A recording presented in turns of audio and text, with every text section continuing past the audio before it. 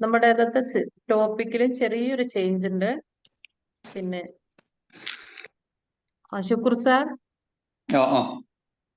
Welcome sir. സാറിന്റെ ഇന്നത്തെ നമ്മുടെ ടോപ്പിക്ക് എങ്ങനെ രോഗങ്ങളില്ലാതെ ജീവിക്കാം എന്നുള്ളതാണ്. നേരത്തെ വാട്ട് ഈസ് ഡിസ്ലെക്സിയ എന്നായിരുന്നു നമ്മൾ ഡിസൈഡ് ചെയ്തത്. ചെറിയൊരു ചേഞ്ച് വരുത്തിയിട്ടുണ്ട്.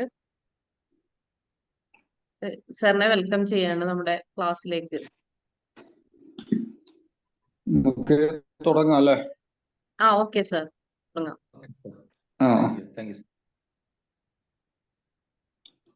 Yes, good morning. Good morning. Good morning. നമുക്ക് നമ്മളടക്കം ഒരുപാട് ജീവികള് ലോകത്ത് ജീവിച്ചുകൊണ്ടിരിക്കുന്നു. അതിൽ ഏറ്റവും വിശേഷ ബുദ്ധിയുള്ള ജീവിയാണ് ഹോമോസാപ്പിയൻസ് അഥവാ മനുഷ്യർ എന്ന് പറയുന്നത്. നമ്മള് വ്യത്യസ്ത വിഭാഗക്കാരും വ്യത്യസ്ത വിശ്വാസക്കാരും മതക്കാരും ജാതിക്കാരും രാഷ്ട്രീയക്കാരും ഒക്കെ ആയിട്ട് ഉണ്ട്. അസുഖങ്ങളില്ലാതെ അല്ലെങ്കിൽ സ്വസ്ഥമായ ശരീരം കൊണ്ട് അതേപോലെ സ്വസ്ഥമായ മനസ്സുകൊണ്ട് ജീവിക്കുക എന്നത് ഓരോരുത്തരുടെ അവകാശമാണ്. അത് യാതൊരു തർക്കവുമില്ല. ഇപ്പൊ ഒരു ബിസിനസ്സുകാരനാണെങ്കിൽ, ഒരു പ്രത്യേക ബിസിനസ് ചെയ്യുന്ന ആളാണെങ്കിൽ അയാൾക്ക് ആ ബിസിനസിനെ പറ്റി മാത്രം ചിന്തിച്ചാൽ മതി. തുണിക്കച്ചവടം ചെയ്യുന്ന ആൾക്ക് തുണിക്കച്ചവടത്തെ പറ്റി മാത്രം. ഭക്ഷണം ഹോട്ടലിയർ ആണെങ്കിൽ അയാൾക്ക് ഹോട്ടൽ ബിസിനസിന്റെ കാര്യം അതേ അയാളോട് ചോദിച്ചിട്ട് കാര്യമുള്ളൂ. ഇനി പൈലറ്റ് ആണെങ്കിൽ അയാളുടെ ഡ്യൂട്ടി പൈലറ്റ് ആണ്, അതാണ് അയാൾ അപ്പം ചെയ്യുന്നത്. പക്ഷെ ആരോഗ്യം എന്ന് പറയുന്നത് രോഗങ്ങളില്ലാതെ ജീവിക്കാൻ ഡ്യൂട്ടി, ഞാൻ പറഞ്ഞത് അവകാശങ്ങളുണ്ടെന്ന് പറഞ്ഞു, അതോടൊപ്പം സ്വന്തമായിട്ട് അതിനുള്ള ചെയ്യേണ്ടതായ ഡ്യൂട്ടികൾ കടപ്പാടുകളുമുണ്ട്. പക്ഷെ അതേപറ്റിയുള്ള കടപ്പാട് പൂർണ്ണമായും മറക്കും, പ്രത്യേകിച്ച് മലയാളികൾ. 100% 101% അതേപ്പറ്റിയുള്ള കടപ്പാട് മറക്കും. എന്നാൽ അവകാശം കിട്ടണം എന്നുള്ള ഒരേ ഒരു ചിന്ത കൊണ്ട് നടക്കുന്ന ആളുകളാണ് നമ്മൾ. പണ്ടും അങ്ങനെ തന്നെയാണ്, ഇപ്പൊ പ്രത്യേകിച്ചും അങ്ങനെയാണ്. അതാണ് നമ്മുടെ ഒരു രീതി. അതിൽ ജാതിയോ മതമോ രാഷ്ട്രീയമോ വിശ്വാസിയോ അവിശ്വാസിയോ കപട വിശ്വാസി എന്നൊന്നും യാതൊരു വ്യത്യാസവുമില്ല. നമ്മുടെ രാജ്യത്തിൽ പ്രത്യേകിച്ച് മലയാളികൾ, അവരുടെ ഒന്നാമത്തെ മതം ശാസ്ത്ര അന്ധവിശ്വാസം, രണ്ടാമത്തെ മതം പാരമ്പര്യ അന്ധവിശ്വാസം, അത് കഴിഞ്ഞിട്ടേ പിന്നെ ബാക്കി യഥാർത്ഥ മതത്തിലേക്കൊക്കെ അവർ വരുന്നുള്ളൂ. അത് നമ്മുടെ ഒരു രീതി അങ്ങനെയാണ്. പറഞ്ഞാൽ പലർക്കും പൊള്ളും. അതിന്റെ കാരണം ഒന്ന് അതേപ്പറ്റിയുള്ള അറിവില്ലായ്മയാണ്, രണ്ടാമത്തതായിട്ട് ചില അഹന്തയും കാര്യങ്ങളൊക്കെ ഉണ്ട്. അങ്ങനെയൊക്കെയാണ് അത്. എന്നാലും ഇതിൽ നമുക്ക് ഈ 30 മിനിറ്റ്സ് കുറച്ച് പറയാൻ കഴിയുള്ളൂ. വളരെ ബേസിക് ആയിട്ടുള്ള കുറച്ച് കാര്യങ്ങൾ മനസ്സിലാക്കിയതിന് മാത്രം കാര്യമില്ല, പ്രവർത്തിച്ചാൽ മാത്രമേ കാര്യം ഉണ്ടാവുകയുള്ളൂ.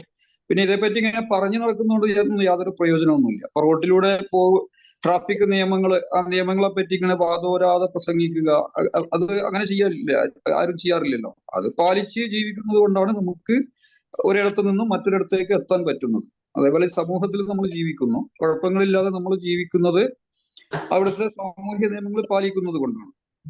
അതുപോലെ സാമ്പത്തിക നിയമങ്ങൾ പാലിക്കുന്നത് കൊണ്ട് നമ്മൾ ഒരു പരിധി വരെയൊക്കെ ഓരോരുത്തരും, ഓരോ വ്യക്തി എടുക്കുകയാണെങ്കിലും അയാൾ സ്വസ്ഥമായിട്ട് അയാളുടെ സാമ്പത്തിക ജീവിതം മുന്നോട്ട് കൊണ്ടുപോകുന്നു. എന്ന് പറയുന്ന പോലെ ശരീരത്തിന് സ്വസ്ഥമായ ജീവിതം ഉണ്ടാവണമെങ്കിൽ അതിന്റെ വളരെ ബേസിക് ആയിട്ടുള്ള കാര്യങ്ങൾ മനസ്സിലാക്കുകയും, മനസ്സിലാക്കിയാൽ മാത്രം പോരാ, അത് കൃത്യമായി പാലിക്കുക കൂടി വേണം. എത്രത്തോളം പാലിക്കുന്നു അത്രത്തോളം അതിന്റെ ഫലം ഉണ്ടാകുമെന്ന് അത് തീർച്ചയാണ്. അപ്പൊ എന്താണ് ചെയ്യേണ്ടത്, എന്താണ് പ്രത്യേകിച്ച് ചെയ്യേണ്ടത്? രോഗങ്ങളില്ലാതെ സ്വസ്ഥമായ ശരീരം കൊണ്ട് ജീവിക്കാൻ പ്രത്യേകിച്ച് ഒന്നും ചെയ്യേണ്ടതില്ല. കുഴപ്പങ്ങളില്ലാതെ എങ്ങനെ മുന്നോട്ട് നീക്കാം എന്ന കാര്യം മാത്രം മനസ്സിലാക്കിയാൽ മതി. അതായത് ശരീരം നിലനിൽക്കാൻ എന്താണ് ചെയ്യുന്നത്? ഭക്ഷണം കഴിക്കുന്നു, ഭക്ഷണം വേണം, വെള്ളം വേണം, വായു വേണം. ഇതൊക്കെ എല്ലാവർക്കും അറിയാവുന്ന കാര്യം തന്നെ, അതിൽ യാതൊരു തർക്കവുമില്ല. എന്താണ് ഭക്ഷണം? വായിൽ വെക്കുമ്പോൾ രുചിയുള്ളതും പലതരം കളറുകളുള്ളതും ഒക്കെയാണ് ഭക്ഷണം എന്നൊക്കെയാണ് പല ആളുകളുടെയും വിചാരം. അങ്ങനെയല്ല. കോശങ്ങളെ റീബിൽഡ് ചെയ്യുന്നതും കോശങ്ങളിലുള്ള ടോക്സിൻസിനെ, വിഷങ്ങളെടുത്ത് പുറന്തള്ളുന്നതും മാത്രമാണ് ഭക്ഷണം. എന്താണ് ഭക്ഷണം എന്ന് വെച്ചാൽ കോശങ്ങളെ റീബിൽഡ് ചെയ്യുന്നത്. ശരീരത്തിലേക്ക് ആണല്ലോ നോക്കേണ്ടത്. ശരീരത്തിലേക്ക് നോക്കുക എന്ന് പറഞ്ഞാൽ ശരീരത്തിന്റെ കൈകാലുകളിലേക്കല്ല നോക്കേണ്ടത്, മുഖത്തിലല്ല നോക്കേണ്ടത്. മുഖത്തെ പറ്റിയല്ല, അല്ലെങ്കിൽ തൊലിയുടെ നിറത്തെ പറ്റിയല്ല, ഹാർട്ടിനെ പറ്റിയല്ല, കിഡ്നിയെ പറ്റിയല്ല, തലച്ചോറിനെ പറ്റിയല്ല ചിന്തിക്കേണ്ടത്. അതിൻ്റെ ഉള്ളിലേക്ക് പോയിട്ട് ശരീരത്തിന്റെ ഏറ്റവും ബേസായിട്ടുള്ള കോശങ്ങൾ, സെല്ലുകളെയാണ് ചിന്തിക്കേണ്ടത്. അത് നമ്മള് അതേപറ്റി പിന്നെ അവെയർഡ് ആണോ അല്ലേ അതൊന്നുമല്ല വിഷയം. ഇവിടെ പ്രതിപാദിക്കുന്ന കാര്യങ്ങള് ശരീരത്തിന്റെ പിന്നെ ശരീരത്തിന്റെ നിയമങ്ങൾ അനുസരിച്ച് എന്താണ് അത് മനസ്സിലാക്കുക എന്നുള്ളതാണ്. ഇപ്പൊ കേട്ട് കഴിഞ്ഞാൽ തന്നെ പലർക്കും, ചില ആളുകൾക്കൊക്കെ കുറെ വിമ്മിട്ടങ്ങളൊക്കെ വരും. കാരണം അതൊക്കെ പാരമ്പര്യമായിട്ട് വരാതിരിക്കൂല. കാരണം നമുക്ക് കുറെ ശാസ്ത്ര വിശ്വാസങ്ങളും പാരമ്പര്യ അന്ധവിശ്വാസങ്ങൾക്ക് എതിരാണ്. ശരീരത്തിന്റെ നിയമം അനുസരിച്ച് ശരിയാണോ എന്നാണ് ചിന്തിക്കേണ്ടത്. ഇവിടെ പറയുന്ന കാര്യങ്ങള് ശരീരത്തിന്റെ നിയമങ്ങൾ അനുസരിച്ച് ശരിയോ തെറ്റോ എന്ന് മാത്രം ചിന്തിക്കുക. അതല്ലാതെ ഞങ്ങളുടെ അടുത്ത വീട്ടിലെ കോയാമുട്ടിയേച്ചി ഇങ്ങനെയുണ്ട്, പാലേട്ടൻ എങ്ങനെയാണ്, എന്റെ ഉമ്മാമ 98 വയസ്സ് ജീവിച്ചു, അതൊന്നും ഇവിടുത്തെ വിഷയമല്ല. ഈ പറയുന്ന കാര്യങ്ങൾ ശരീരത്തിന്റെ നിയമം അനുസരിച്ച് ശരിയോ തെറ്റോ എന്ന് മാത്രം ചിന്തിച്ച് അതനുസരിച്ച് വിലയിരുത്തുക. തർക്കത്തിനും കുതർക്കത്തിനൊന്നും യാതൊരു വഴിയുണ്ടാകില്ല. കാരണം ഇതിന്റെ യാഥാർത്ഥ്യം അത്രയേ ഉള്ളൂ. ഇത് മനസ്സിലാക്കാൻ വളരെ വലിയ ബുദ്ധിയോ പഠിപ്പോ അല്ലെങ്കിൽ LKG വിദ്യാഭ്യാസം പോലും വേണ്ട. പിന്നെ ഒരു വിദ്യാഭ്യാസം വേണം, തലച്ചോറ് പണയം വെക്കാതിരിക്കുക എന്ന മഹത്തായ ഒരു വിദ്യാഭ്യാസം ഉണ്ടായാൽ മാത്രം സ്വസ്ഥമായിട്ട് ജീവിക്കാൻ കഴിയും. അപ്പോ പിന്നെ ഒരാൾക്ക് സ്വസ്ഥമായ ശരീരം കൊണ്ട് ജീവിക്കാനുള്ള അവകാശമുണ്ട്. അപ്പൊ അതിന് ചെയ്യേണ്ടത് ശരീരത്തിന്റെ നിയമം അനുസരിച്ചുള്ള ഭക്ഷണം കഴിക്കുക, ശരീരത്തിന് ആവശ്യമുള്ളപ്പോൾ മാത്രം കഴിക്കുക എന്നൊക്കെയാണ്. അപ്പൊ ശരീരത്തിലെ ഏറ്റവും ബേസിക് കോശങ്ങളാണ്, സെല്ലുകളാണ്. നല്ല സെല്ലുകൾ ഉണ്ടാകുന്നു. നല്ല സെല്ലുകൾ രൂപപ്പെടണമെങ്കിൽ നല്ല ഭക്ഷണവും നല്ല വെള്ളവുമാണ് കൊടുക്കേണ്ടത്. എന്നാൽ നല്ല സെല്ലുകൾ രൂപപ്പെടും. ഏറ്റവും ബേസിക് ആയിട്ടുള്ള യൂണിറ്റ് സെല്ലുകളാണ്, ശരീരത്തിന്റെ സെല്ലുകളാണ്. ഇതൊക്കെ എല്ലാവർക്കും അറിയാവുന്ന കാര്യം തന്നെയാണ്. അതൊന്നും ഒരു പുതിയ അറിവൊന്നുമല്ല. പക്ഷെ അത് അറിഞ്ഞു കഴിഞ്ഞാൽ തന്നെ പലപ്പോഴും അതിൽക്ക് മൈൻഡ് ചെയ്യില്ല. അതൊന്നും പിന്നെ അവഗണിച്ച് തള്ളുകയുള്ളൂ. അപ്പൊ ഇവിടെ ചോദിക്കും, ഇപ്പൊ ചില ആളുകൾക്ക് ചോദ്യങ്ങളുണ്ടാകും. അലോപ്പതിയാണോ നല്ലത്, ഹോമിയോപ്പതിയാണോ നല്ലത്, ആയുർവേദമാണോ, സിദ്ധയാണോ, പ്രകൃതിയാണോ, റേക്കിയാണോ എന്നൊക്കെ. ചികിത്സകളൊക്കെ രണ്ടാമത്തേതാണ്, അത് സെക്കൻഡ് ഓപ്ഷനാണ്. സ്വസ്ഥമായ ശരീരം ഉണ്ടാക്കാൻ വേണ്ടി പണിയെടുക്കുക, അത് അനുസരിച്ച് അങ്ങനെ മുന്നോട്ട് പോവുക എന്നുള്ളതാണ് ഒന്നാമതായിട്ട് ചെയ്യേണ്ട ഡ്യൂട്ടി. അതല്ലാതെ അലോപ്പതിയാണോ ഹോമിയോപ്പതിയാണോ എന്നല്ല. അത് ചികിത്സയല്ലേ. ചികിത്സ വേണ്ടി വന്ന, അത്യാവശ്യത്തിന് വേണ്ടി വന്നാൽ ചെയ്യേണ്ടത് തന്നെയാണ് അത്യാവശ്യ ഘട്ടങ്ങളിൽ. അതല്ലാതെ ശരീരത്തിനെ സ്വസ്ഥമായി കൊണ്ടു നടക്കുക എന്നതാണ് ഒന്നാമതായിട്ട് മനുഷ്യൻ ചെയ്യേണ്ട ഡ്യൂട്ടി. അത് മനസ്സിലാക്കുകയും അതനുസരിച്ച് നീങ്ങുകയും ചെയ്യുക എന്നതാണ്. അപ്പൊ നമുക്കറിയാം, നമ്മൾ ഈ സമൂഹത്തിൽ ജീവിക്കുന്നുണ്ട്.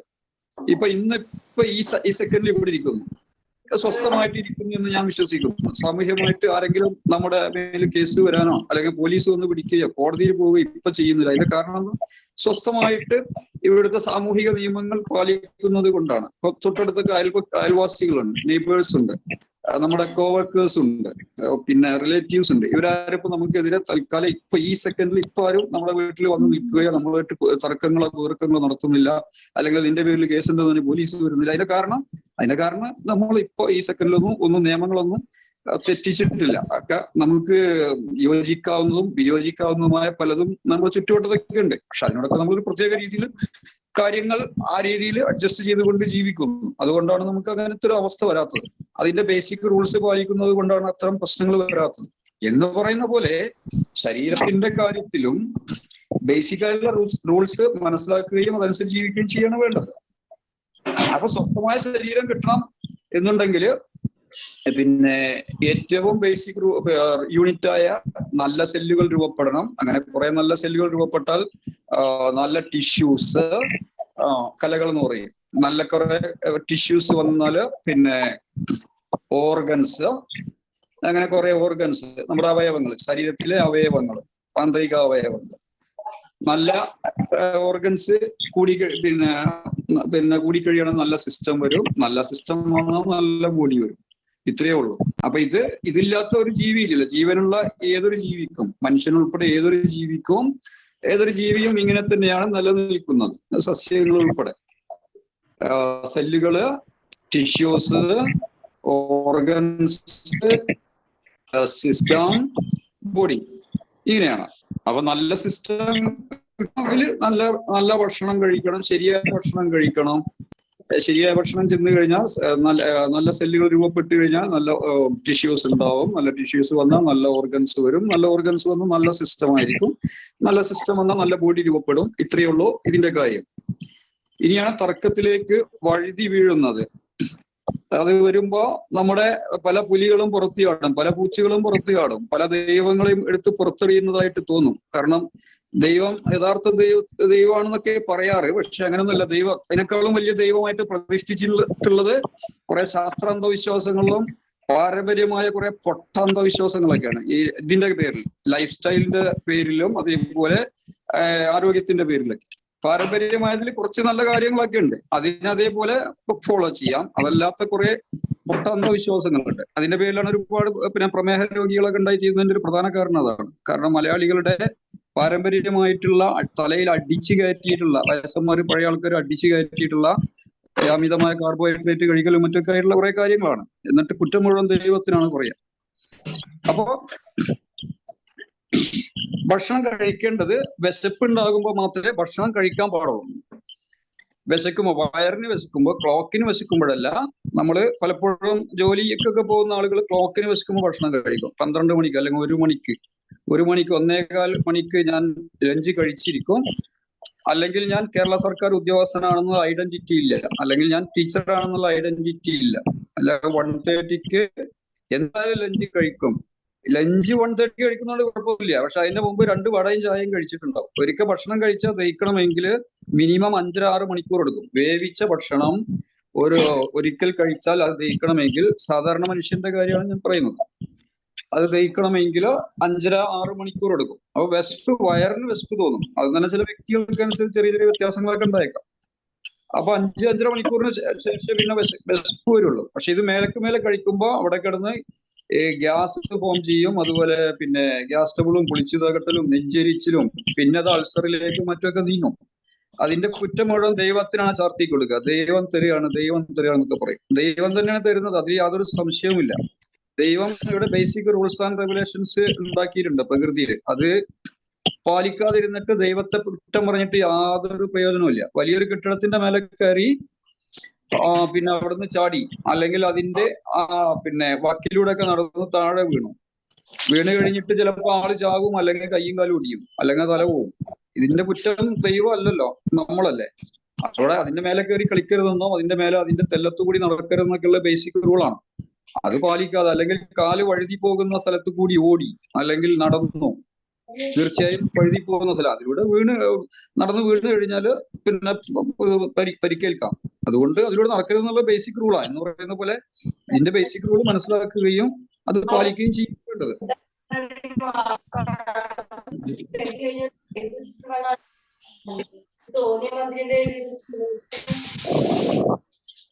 എന്താ പറയുന്നുണ്ടോ? എന്താ ചോദിച്ചാരെങ്കിലും?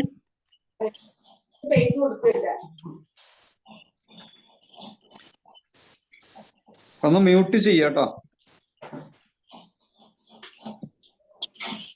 അപ്പൊ നമ്മള് മനസ്സിലാക്കേണ്ടത് വയറിന് വിശക്കുമ്പോൾ മാത്രം ഭക്ഷണം കഴിക്കുക എന്നതാണ് ഒന്നാമതായിട്ട് മനസ്സിലാക്കേണ്ടത്. ദാഹത്തിനനുസരിച്ച് വെള്ളം കുടിക്കുക എന്നതാണ്. എല്ലാവർക്കും ഒരേപോലെ അല്ല വെള്ളത്തിന്റെ ആവശ്യം ഉണ്ടാവുക, വ്യത്യസ്തമായ രീതിയിലാണ്. വ്യത്യസ്ത ശരീരപ്രകൃതിയും ഒരു ദിവസം കഴിച്ച ഭക്ഷണത്തിന്റെ അവസ്ഥ അനുസരിച്ചും മറ്റൊക്കെ ആണ് പലപ്പോഴും ദാഹം ഉണ്ടാവുക.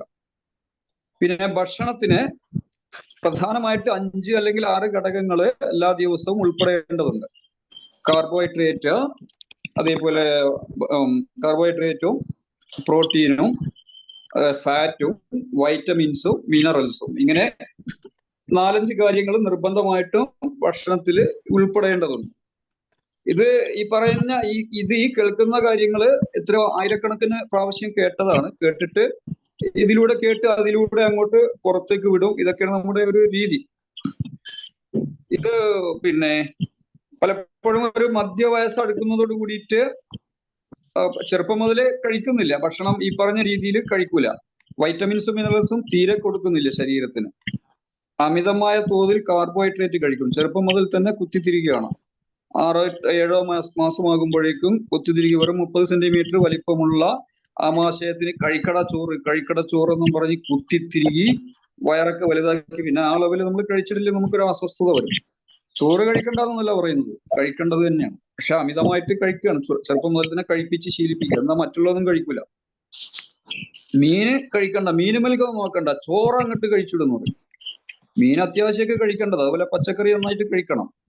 ഉപ്പേരി അതൊന്നും കൂടുതൽ കഴിക്കണ്ട, ചോറ് അങ്ങോട്ട് തിന്നണ്ട. ചോറ് തിന്നു, ചോറങ്ങോട്ട് തിന്നു എന്നും പറഞ്ഞിട്ട് അങ്ങനെ ഒരു പ്രത്യേക രീതിയിലാണ് പാരമ്പര്യമായിട്ട് ശീലിപ്പിച്ചിട്ടുള്ളത്. മീനിനൊന്നും ചിലരും തീരെ പ്രാധാന്യം കൊടുക്കില്ല, അതുപോലെ പച്ചക്കറിക്ക് തീരെ പ്രാധാന്യം കൊടുക്കും. മീനും മാംസമൊക്കെ കഴിക്കേണ്ടതാണ്, അതിന്റെ ആവശ്യത്തിന് കഴിക്കണം. അതുപോലെ പിന്നെ തീരെ അടുപ്പിക്കാത്ത 2 സാധനങ്ങളാണ് ഈ പഴങ്ങള്. ഫ്രൂട്ട്സ് തീരെ കഴിക്കില്ല. ഫ്രൂട്ട്സ് നിർബന്ധമായിട്ട് നമുക്ക് വൈറ്റമിൻസും മിനറൽസും കിട്ടാനുള്ളതാണ്. അതൊക്കെ പറയുമ്പോൾ ചോദിക്കും, ഇപ്പോഴത്തെ ഫ്രൂട്ട്സ് ഒക്കെ ഒന്നായിട്ട് വിഷമല്ലേ, അങ്ങനെയല്ലേ ഇങ്ങനല്ലേ.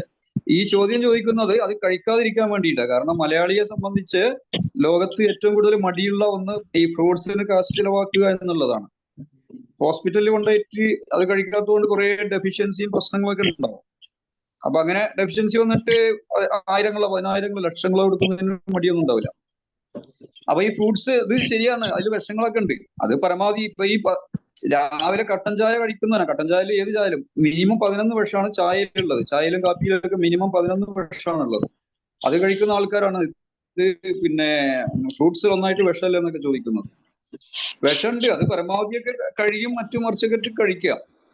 തീരെ വിഷമില്ലാതിരിക്കൂല, അത് യാതൊരു വഴിയില്ല. അത് തീരെ ഒരു വിഷം ഏൽക്കാതെ. പിന്നെ അതിൽ തന്നെ ഒരു പരിധി വരെ അതിൽ തന്നെ ഉള്ള ഇന്റേണലായുള്ള എൻസൈംസ് ഒക്കെ ഈ പറഞ്ഞ പഴങ്ങളിലുള്ള പ്രശ്നങ്ങളെ അത് തന്നെ ഒരു പരിധി വരെ തടഞ്ഞു വെക്കുന്നുണ്ട്, തടുത്തു നിർത്തുന്നുണ്ട് എന്നാണ് അതേപ്പറ്റി കൂടുതൽ അറിവുള്ള ആളുകളൊക്കെ പറയുന്നത്. അല്ലെങ്കിൽ ഈ വിഷം, ഇപ്പൊ കേരളത്തില് ആധുനിക രീതിയിൽ പ്രവർത്തിച്ചുകൊണ്ടിരിക്കുന്ന കുറെ പ്രകൃതി ചികിത്സാലയങ്ങളുണ്ട്, ശരിക്ക് രോഗങ്ങളൊക്കെ മാറ്റി പോകുന്നു. ഞാൻ പറയുന്നതൊന്നും വിശ്വസിക്കണ്ട, അവിടെ പോയിട്ടൊക്കെ പഠനം നടത്തുക. ഞാൻ പറയുന്ന കാര്യങ്ങളൊന്നും ഒറ്റയടിക്ക് വിശ്വസിക്കേണ്ട കാര്യമൊന്നുമില്ല. സ്ഥാപനങ്ങളിൽ പോയിട്ട് കൃത്യമായി തലച്ചോറ് പണയം വെക്കാത്ത രീതിയിലുള്ള പഠനങ്ങൾ നടത്തുക. പഴയ രോഗങ്ങൾ മാറിപ്പോകുന്നുണ്ട്, പലതരം രോഗങ്ങളും. അവിടെയൊക്കെ ഈ പഴങ്ങൾ തന്നെ, ഈ മാർക്കറ്റിൽ നിന്ന് കിട്ടുന്ന പഴങ്ങൾ തന്നെയാണ് അവിടെയൊക്കെ കൊടുക്കുന്നത്. പിന്നെ പ്രമേഹം മാറാനും പഴങ്ങൾ തന്നെയാണ് കൊടുക്കുന്നത്. അതിന്റെ കാരണം അത് ഫ്രക്ടോസ് ആണ്. അതുകൊണ്ട് തന്നെ അത് പിന്നെ പ്രമേഹമുള്ളവർക്കൊന്നും പഴങ്ങൾ വലിയ പ്രശ്നമാവില്ല. അതേപ്പറ്റി കൃത്യമായി മനസ്സിലാക്കിയാലൊക്കെ അറിയാൻ പറ്റും. അതിപ്പോടെ പറഞ്ഞു കഴിഞ്ഞാൽ ഇത് പിന്നെ ക്ലാസ് ഇപ്പൊ കഴിയില്ല, അതുകൊണ്ട് വിശദീകരിക്കുന്നില്ല. അപ്പൊ അവിടങ്ങളിലൊക്കെ കൊടുക്കുന്നത് ഈ പറഞ്ഞ പഴങ്ങൾ തന്നെയാണ്. അപ്പൊ പഴങ്ങള് നിർബന്ധമായിട്ടും ദിവസം കഴിക്കേണ്ടതാണ്. അത് എങ്ങനെ കഴിക്കണം, എപ്പോ കഴിക്കണം എന്നൊക്കെ ഉള്ളത് പിന്നെ ആ രീതിയിലൊക്കെ കഴിച്ചു കഴിഞ്ഞാൽ അതിന് പിന്നെ കാര്യം കിട്ടുള്ളൂ. എങ്ങനെ കഴിക്കണം എന്ന് വെച്ചാൽ പഴങ്ങളൊക്കെ കഴിക്കുന്നത് വേവിച്ച ഭക്ഷണം കഴിച്ചതിന് ശേഷമല്ല, കഴിക്കുന്നതിന് മുമ്പാണ് പഴങ്ങൾ കഴിക്കേണ്ടത്, ശരീരത്തിന്റെ നിയമം അനുസരിച്ച് കേട്ടോ. നാട്ടുകാരുടെ നിയമം അനുസരിച്ചാണെങ്കിൽ നേരെ ഓപ്പോസിറ്റ്, ഇപ്പൊ ചെയ്യുന്ന പോലെയാണ്.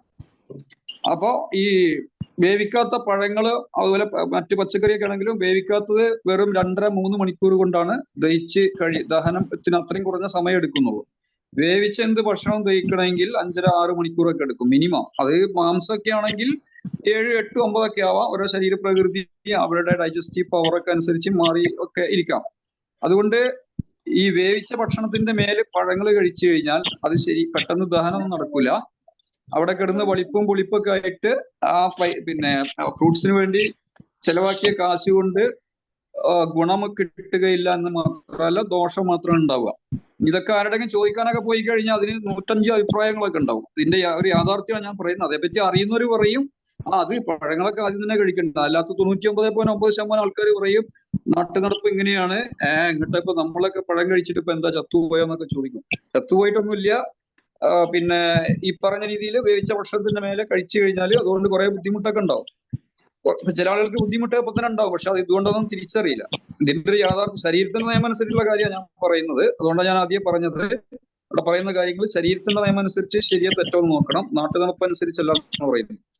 അപ്പൊ ദിവസവും ഈ സമീകൃതമാകണം, അല്ലെങ്കിൽ ബാലൻസ്ഡ് ഡയറ്റ് പരമാവധി കഴിക്കുക എന്നുള്ളതാണ് ചെയ്യാനുള്ളത്. അപ്പൊ പറയും പറമ്പ് വെക്കേണ്ടി വരും, വീട് വെക്കേണ്ടി വരും എന്നൊക്കെ. വീടും പറമ്പും വെക്കേണ്ടി വരിക പഴങ്ങളൊന്നും കഴിക്കാതിരുന്നാലാണ്. എന്ന് പറഞ്ഞാൽ ഒരു ലോറിക്ക് പഴങ്ങളൊന്നും ദിവസം കൊണ്ടുവരണ്ട. ശരിക്കും ചെയ്യേണ്ടത് പിന്നെ വെറും വയറ്റില് എന്ന് പറഞ്ഞാൽ കുളി കഴിഞ്ഞു കഴിഞ്ഞാൽ കുറച്ച് പഴങ്ങൾ കഴിക്കുക, ഒരു 3-4 തരം ഫ്രൂട്ട്സ് കട്ട് ചെയ്ത് കഴിക്കുക എന്നുള്ളതാണ്. ഇനി 4 തരം ഇല്ലെങ്കിൽ കിട്ടുന്നത് എത്രയാണോ അത് ദിവസം, ഒന്നുമില്ലെങ്കിൽ 3 പഴങ്ങളും കഴിക്കാം, പിറ്റേ ദിവസം വേറെ ഒന്ന് കഴിക്കാം. ഇത് ശരീരത്തിന് വേണ്ടതാണ്. അപ്പൊ നമുക്കറിയാം, നമ്മുടെ വീട് ഉണ്ടാക്കിയിരിക്കുന്ന ചുമരുണ്ട്, വീടിന്റെ ചുമര്. അതിൽ കല്ല്, മണല്, സിമന്റ്, വെള്ളം, പിന്നെ ലേബറേഴ്സിന്റെ ചാർജ്, ഇങ്ങനെല്ലാം കൂടിയിട്ടാണ് ഇതൊരു ചുമരായി തീർന്നത്. അത് അതിലിങ്ങനെ നിൽക്കുന്നത് കൊണ്ടാണ് അത് നിൽക്കുന്നത്. അത് അപ്പൊ എന്ന പോലെ ശരീരത്തിന്റെ ശരിയായ നിലനിൽപ്പിന് ഈ പറഞ്ഞ കാർബോഹൈഡ്രേറ്റും അതേപോലെ ഫാറ്റും പിന്നെ പ്രോട്ടീനും വൈറ്റമിൻസും മിനറൽസും പിന്നെ വേറെ കുറെ മൈക്രോ ന്യൂട്രിയൻസ് ഉണ്ടല്ലോ, അതൊരുപാടുണ്ട്. അതെല്ലാം പിന്നെ ഉൾച്ചേർന്നാൽ മാത്രമേ സ്വസ്ഥമായിട്ട് പ്രത്യേകിച്ച് ബുദ്ധിമുട്ടുകളില്ലാതെ ഒരു പരിധി വരെയൊക്കെയെങ്കിലും മുന്നോട്ട് പോകാൻ കഴിയുള്ളൂ. അപ്പൊ അതിന് ഇത് കഴിക്കൽ നിർബന്ധമാണ്. ഇപ്പൊ ചുമരിനെ സംബന്ധിച്ച് അത് ഒരിക്കൽ ചെയ്തു കഴിഞ്ഞാൽ അങ്ങനെ ആയി, അത് ജീവനില്ല, അതങ്ങനെ നിൽക്കും. അതേസമയം ജീവനുള്ള ഒരു ശരീരത്തെ സംബന്ധിച്ച് ഇത് ദിവസം കിട്ടൽ നിർബന്ധമാണ്. അപ്പൊ അതുകൊണ്ടാണ് ഇത് കഴിക്കുന്നത് പറയുന്നത്. നമ്മെ സംബന്ധിച്ചിടത്തോളം നമ്മുടെ ഒരു പാരമ്പര്യ രീതി അനുസരിച്ച് ഇപ്പോ ഈ പിന്നെ ഫുഡ് പ്ലേറ്റ് ഡിസൈൻ ചെയ്യുക എന്നുള്ള രീതിയുണ്ട്. ഡിസൈൻ ചെയ്യാന്ന് പറഞ്ഞാൽ മറ്റേ മൈലാഞ്ചി ഡിസൈൻ ചെയ്യുക എന്നുള്ള പോലത്തെ പണിയൊന്നുമല്ല. കൃത്യമായിട്ട് പറയാം, ഒരു നേരത്തെ ഭക്ഷണം, ഇപ്പൊ ഒരു ലഞ്ച് കഴിക്കുകയാണെങ്കിൽ അതിലെ ഒരു ഭാഗം വേവിക്കാത്ത പച്ചക്കറി എന്ന് പറഞ്ഞാൽ അത് ഏതെങ്കിലും സലാഡ് അതായിരിക്കണം. ഇനിയിപ്പോ അല്ല എങ്കിൽ പഴങ്ങളാവാം. സലാഡ് ഇപ്പൊ പച്ചക്കറി അല്ലെങ്കിൽ എന്തെങ്കിലും വേവിക്കാത്ത പിന്നെ പഴങ്ങൾ ആവാം. പിന്നെ ഒരു ഭാഗം വേവിച്ച പച്ചക്കറി നിർബന്ധമായിട്ട് കഴിക്കേണ്ടതാണ്. വേവിച്ച പച്ചക്കറി എന്ന് പറയുമ്പോൾ ഒരു സ്പൂൺ ഉപ്പേരി അല്ല കഴിക്കേണ്ടത്. അത്യാവശ്യം ഒരു അളവില്, അത്യാവശ്യം കുഴപ്പമില്ലാത്ത ഒരു അളവില് അത് കഴിക്കണം. പിന്നെ ഒരു ഭാഗം പ്രോട്ടീൻ, അത് ഒന്നുകിൽ മത്സ്യം ആവാം, ഇനി മത്സ്യം അല്ലെങ്കിൽ മാംസം ആവാം. ഇത് രണ്ടും കൂടി കഴിക്കാൻ പാടില്ല. രണ്ടും കൂടി കഴിച്ചിട്ട് ഞങ്ങള് നിശ്ചയത്തിന് പോയിട്ടും കല്യാണത്തിന് പോയിട്ടൊക്കെ അങ്ങനെ കഴിക്കുന്നുണ്ടല്ലോ, എന്നിട്ട് ഞങ്ങൾ ആരും ചത്തുപോയിട്ടില്ലല്ലോ, ഞങ്ങളുടെ അടുത്തുള്ള ആൾക്ക് ഇങ്ങനെയാണ്, അതൊക്കെ ശരി തന്നെയാണ്. പക്ഷെ 500-ലധികം എൻസൈംസ് വരാണ്ട് നമ്മുടെ ലിവറിൽ നിന്ന് ഓരോന്നിനും ദഹിപ്പിക്കാൻ ഓരോരുത്തരുടെ എൻസൈംസും മറ്റൊക്കെയാണ് വരുന്നത്. അപ്പൊ ഇതൊക്കെ ഇങ്ങനെ വരുമ്പോൾ ശരീരം കൺഫ്യൂഷൻ ആകും. പലതരം കഴിക്കുമ്പോൾ ശരീരം കൺഫ്യൂഷൻ ആകുകയും ശരീരത്തിന് അതിൻ്റെതായ ബുദ്ധിമുട്ടും പ്രശ്നങ്ങളൊക്കെ ഉണ്ടാവും. അപ്പൊ അതുകൊണ്ട് അങ്ങനെ കഴിക്കുന്നത് നല്ലതല്ല. പലർക്കും അസ്വസ്ഥതകളും ചിലർക്ക് വയറുവേദനയൊക്കെ ഉണ്ടാവും. അപ്പോ അതിന്റെ ശരി ഇങ്ങനെയാണ്. ഏതെങ്കിലും ഇറച്ചി മീനും എല്ലാം കൂടി ഒന്നിച്ച് കഴിക്കാൻ പാടില്ല. ഒന്നുകിൽ മീന് അല്ലെങ്കിൽ ഇറച്ചി. ഇനിയിപ്പോ അതൊക്കെ പറ്റാത്തവരാണെങ്കിൽ, അത് പാടില്ല എന്നുള്ളവരാണെങ്കിൽ പ്രോട്ടീനു വേണ്ടി പയറുവർഗ്ഗങ്ങൾ, വൻപയറോ അല്ലെങ്കിൽ ചെറുപയറോ അല്ലെങ്കിൽ ഗ്രീൻ പീസോ ഇങ്ങനെ എന്തെങ്കിലും ഒന്ന്. അപ്പൊ 3 ഭാഗമായി. ബാക്കി ഒരു ഭാഗമാണ് ചോറ് എന്ന കാർബോഹൈഡ്രേറ്റിന് വേണ്ടി ചോറോ ഗോതമ്പോ എന്താന്ന് വെച്ചാൽ അത് കഴിക്കേണ്ടത്. ഇങ്ങനെയാണ് ഒരു നേരം ഭക്ഷണം കഴിക്കേണ്ടത്. നമ്മുടെ പാരമ്പര്യ വിശ്വാസം അനുസരിച്ച് ഏറ്റവും പ്രധാനപ്പെട്ട മതം അനുസരിച്ച്, ഏറ്റവും പ്രധാനപ്പെട്ട രണ്ടാമത്തെ മതം അനുസരിച്ച്, ഞാൻ ഹിന്ദുവാണ്, ഞാൻ മുസ്ലിമാണ്, ഞാൻ ക്രിസ്ത്യാനിയാണ്, ഇസ്ലാം മത വിശ്വാസിയാണെന്നൊക്കെ പറയും. അതൊക്കെ ശരി തന്നെയാണ്. അതൊക്കെ മൂന്നാമത്തെ മതമാണ് ഈ പറഞ്ഞതെല്ലാം. ഒന്നാമത്തെ മതം കുറെ ശാസ്ത്രാന്ത വിശ്വാസങ്ങളാണ്. ഇവിടെ മൊത്തം അണുക്കളാണ്. അണുക്കൾ ഇങ്ങനെ എന്നെ പിടിച്ചു തിന്നാൻ വേണ്ടി നടക്കുകയാണ്. അല്ലെങ്കിൽ പിന്നെ ഹോസ്പിറ്റലിലെല്ലാം ആരോഗ്യ കേന്ദ്രങ്ങളാണ്, അവിടുന്ന് ആരോഗ്യം ഹോൾസെയിലായിട്ട് സൂപ്പർ സ്റ്റോക്കിസ്റ്റ് ലെവലിലൊക്കെ കിട്ടും എന്നൊക്കെയുള്ള പൊട്ട അന്ധവിശ്വാസങ്ങൾ. ഇതാണ് ഒന്നാമത്തെ മതവിശ്വാസം ഒരു മലയാളിയുടെ. രണ്ടാമത്തെ അന്ധവിശ്വാസം പാരമ്പര്യമായിട്ട് ചെയ്തു പോരുന്ന കുറെ തെറ്റുകളുണ്ട്. അമിത ഭക്ഷണം കഴിക്കുക, അമിതമായി കാർബോഹൈഡ്രേറ്റ് കഴിക്കുക, ഇങ്ങനെയൊക്കെയുള്ള കുറെ അമിതമായി കാർബോഹൈഡ്രേറ്റ് കഴിക്കുക, അത് തന്നെ പ്രധാന അന്ധവിശ്വാസങ്ങൾ. അത് കണ്ടമാനം കഴിക്കും, എന്നിട്ട് എല്ലാവിധ പ്രശ്നം ഉണ്ടാക്കും. ഇത് ഇങ്ങനെ പാരമ്പര്യമായിട്ട് ആയുർവേദത്തിന്റെ പേരിലൊക്കെ ഉള്ള കുറെ കാട്ടിക്കൂട്ടലുകളുണ്ട്. പ്രസവവുമായി ബന്ധപ്പെട്ടിട്ടൊക്കെ കണ്ടിട്ടില്ലേ? പ്രസവത്തിന് ഒരു after 3 hours all cooked food or poison എന്നാണ്.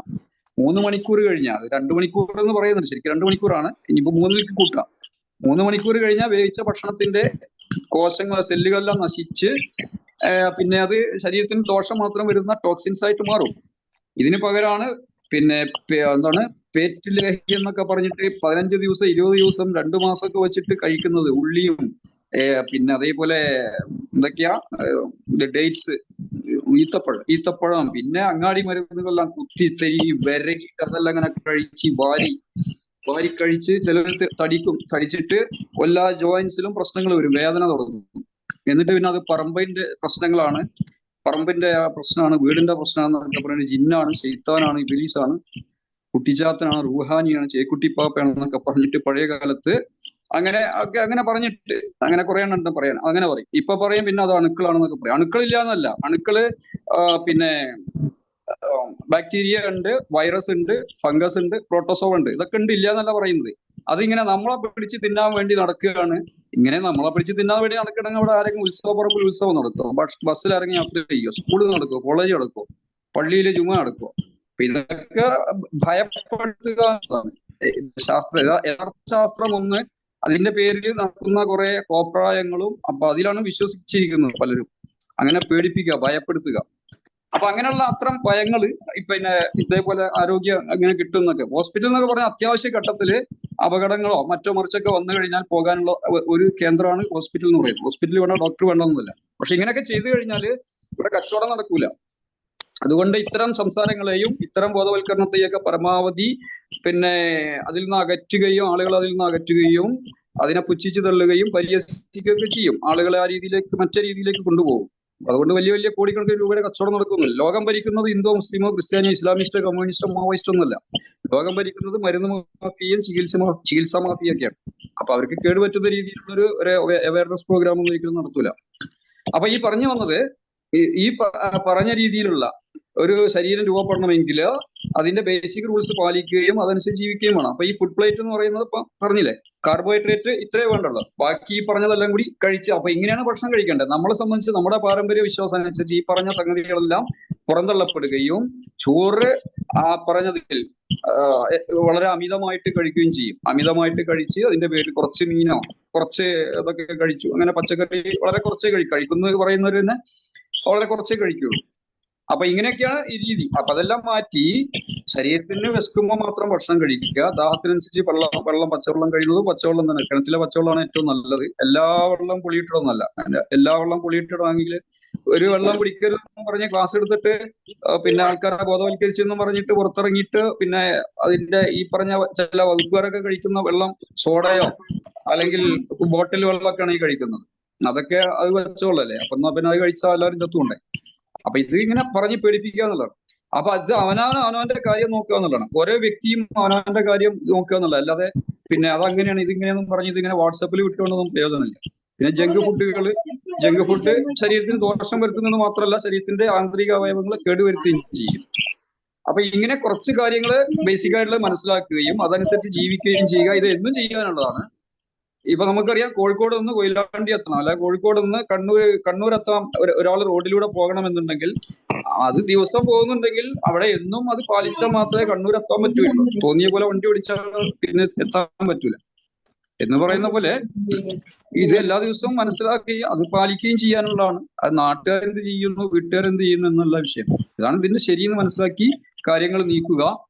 വയറിനസ്ക് മാത്രം ഭക്ഷണം കഴിക്കുക, കഴിയുന്നതും ബാലൻസ്ഡ് ഡയറ്റ് കഴിക്കുക. ഈ പറഞ്ഞൊക്കെ നിർബന്ധമായിട്ടും കഴിക്കേണ്ടതാണ്. പിന്നെ ഫ്രൂട്ട്സ് കഴിക്കേണ്ടത് കഴിയുന്നതും വെറും വയറിൽ ഫ്രൂട്ട്സ് കഴിക്കുക. കുളിച്ച് കഴിഞ്ഞിട്ട് ഭക്ഷണം കഴിക്കാൻ പാടുള്ളൂ. ഭക്ഷണം കഴിഞ്ഞിട്ട് ഒരിക്കലും കുളിക്കാൻ പാടില്ല. കാരണം ശരീരത്തിന്റെ ആന്തരിക അവയവങ്ങൾക്ക് മറ്റൊക്കെ പ്രശ്നങ്ങൾ ഉണ്ടാക്കുന്നതാണ്. അപ്പൊ വളരെ ബേസിക് ആയിട്ടുള്ള കുറച്ച് കാര്യങ്ങളാണ്. വിശദമായിട്ട് അല്പം കൂടിയൊക്കെ മനസ്സിലാക്കാണ്ട് അത്രയാണ് പറഞ്ഞത്. ഇപ്പം 7 മണി വരെ ആണല്ലോ ടൈം. ഇനി പലർക്കും പോകാനൊക്കെ ഉണ്ടാവും. അപ്പൊ അത്യാവശ്യമുള്ള കാര്യങ്ങൾ ഒക്കെ ഉണ്ടെങ്കിൽ ഇപ്പൊ ചോദിക്കാം, അല്ലെങ്കിൽ പിന്നീട് നമുക്ക് ഇനിയും കണ്ടിന്യൂ ചെയ്യാം. എന്തായാലും നിർത്തുന്നു. എനിക്ക് ഇങ്ങനെ ഒരു അവസരം തന്നു, അതിന് ഞാൻ നന്ദി അറിയിക്കുകയാണ്. Thank you Shukoor sir. നമുക്ക് വീണ്ടും ഇതിന്റെ ഒരു കണ്ടിന്യൂഷൻ ആവശ്യമല്ലേ? നമ്മുടെ ലൈഫ് സ്റ്റൈല് മാറിയാലേ ബാക്കിയുള്ള കാര്യങ്ങളൊക്കെ മാറുള്ളൂ. അപ്പൊ നിങ്ങളുടെ അഭിപ്രായം എന്താ? ജസ്റ്റ് ഒന്ന് പറയും. ഇനി ഒരു കണ്ടിന്യൂഷൻ നമുക്ക് ആവശ്യമല്ലേ? ഹലോ, കണ്ടിന്യൂ ചെയ്യണമെങ്കിൽ ചെയ്യാം ഒരിക്കലും കേട്ടോ, പിന്നീട് ഒരിക്കലും ചെയ്യാം. ഉടനെ ഈ തണുത്ത വെള്ളം കുടിക്കലാണോ നല്ലതല്ല ഇളം ചൂടുള്ളതാണോ? എങ്ങനെയാണ് അതിന്റെ?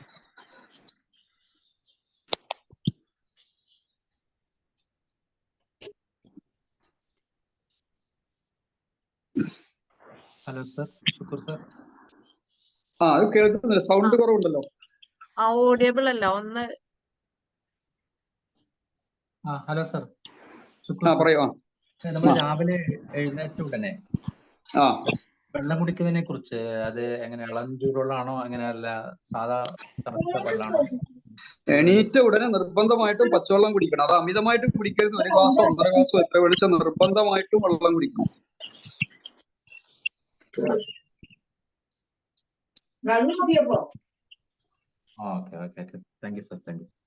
വെള്ളം കുടിക്കണം. വെള്ളം കുടിച്ചു കഴിഞ്ഞാൽ നമുക്ക് നമ്മുടെ ബ്ലഡ് പ്യൂരിഫൈ ചെയ്യപ്പെടും.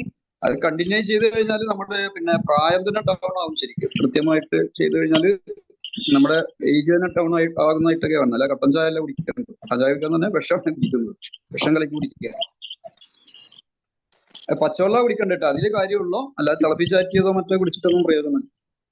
പിന്നെ മിനറൽ വാട്ടർ ഒക്കെ വളരെ അത്യാവശ്യം കുടുങ്ങിയാൽ മാത്രമേ കഴിക്കാൻ പാടുള്ളൂ. കാരണം അതിൽ നിറയെ കെമിക്കൽ ചേർത്ത് വെച്ചതാണ്. കോളിഫോം ബാക്ടീരിയ പോകാനുള്ള കെമിക്കല്, പിന്നെ ലോകാവസാനം വരെ വെച്ചാലും പൂപ്പല് വരാതിരിക്കാനുള്ള കെമിക്കല്, പിന്നെ അതിന് ക്ലാരിറ്റി കിട്ടാനുള്ള കെമിക്കൽ, ഇതെല്ലാം ചേർത്തിട്ടാണ് മിനറൽ വാട്ടർ ഉണ്ടാക്കുന്നത്. അപ്പം വളരെ കുടുങ്ങിയാൽ മാത്രമേ അത് കുടിക്കാൻ പാടുള്ളൂ.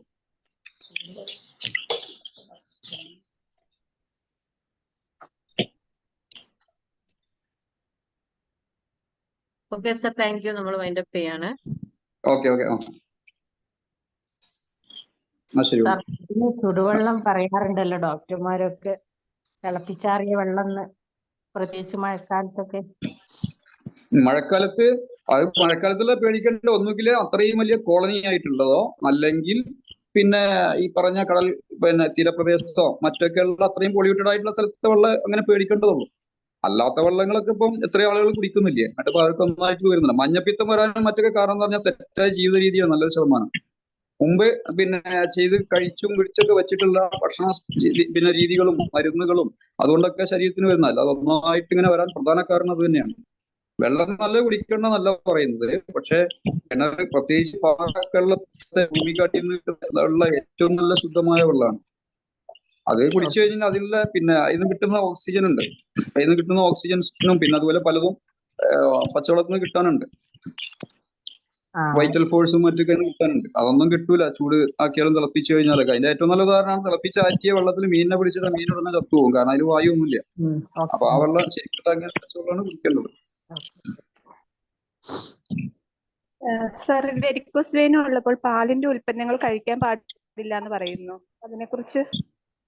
പാലിന്റെ പാല് പൊതുവെ നല്ലതല്ല. പാലെന്ന് പറയുന്നത് പശുവിന്റെ കുട്ടി കുടിക്കാനുള്ളതാണ് പാല്. വെരിക്കോസ് വെയിൻ ഉള്ളപ്പോൾ അത് കുടിക്കാതിരിക്കുന്നപ്പം നമ്മളെ പഠിപ്പിച്ച ഏറ്റവും നേരത്തെ പറഞ്ഞ ആധുനിക അന്ധവിശ്വാസങ്ങളിൽപ്പെട്ട ഒരു സാധനമാണ് പാൽ എന്നത്. സമ്പൂർണ്ണ ആഹാരമാണ്. പാല് കഴിച്ചാൽ അവൻ ഈ ലോകത്തും പരലോകത്തും സ്വർഗത്തിലേക്ക് ആനയിക്കപ്പെടും. ഈ വക പമ്പറ വിട്ടിത്തം സ്കൂളിലെ ബുക്കിലും മറ്റൊക്കെ അടിച്ചു വിട്ട്, കാരണം അതൊക്കെ അങ്ങനെ ആളുകൾ വിശ്വസിക്കേണ്ടതും അതനുസരിച്ച് ജീവിക്കേണ്ടതും അത്യാവശ്യമാണ്. ആർക്ക്? മരുന്ന് മാഫിയക്ക്. പാലെന്ന് പറയുന്നത് വെറും 8 മാസം 9 മാസം കൊണ്ട് ഈ പശുവിന്റെ കുട്ടി വലിയൊരു കുട്ടി അല്ലെങ്കിൽ വലിയൊരു പശുവായി മാറാൻ വേണ്ടിയിട്ടുള്ള ഒരു സാധനമാണ് പശുവിന്റെ പാല്. അതിൽ അത്രയും ഡീപ്പായിട്ടുള്ള രീതിയിൽ പ്രോട്ടീനും മറ്റും മറിച്ചൊക്കെ ഉണ്ട്.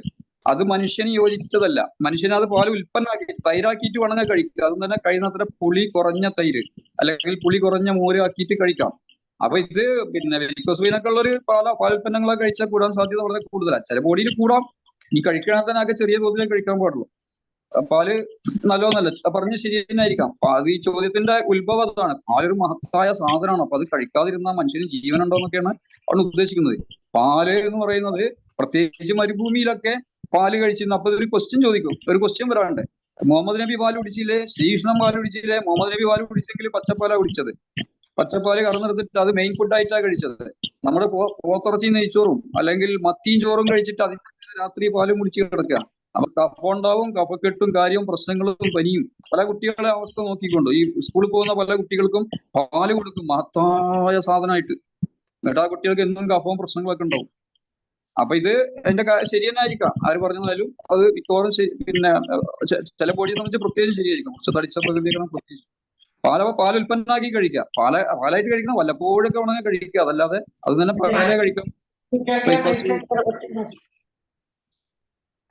ഓക്കെ, ശരി. എന്നാലും സാറിന്റെ ക്ലാസ് നമുക്ക് ഇനി ആവശ്യമുണ്ടെന്ന് മനസ്സിലായി. എല്ലാവർക്കും നല്ല ഡൗട്ട് ഉണ്ട്. ഇനി നമുക്ക് വീണ്ടും ഒരു അവസരത്തിൽ അടുത്തൊരു ക്ലാസ്സോടെ അടുത്ത് തന്നെ താമസിയാതെ തന്നെ സാറിന്റെ സെഷൻ വെക്കാം. ഇപ്പൊ നമ്മുടെ സമയം കഴിഞ്ഞിരിക്കുകയാണ്. Okay, thank you sir. Thank you all. Okay, thank you sir.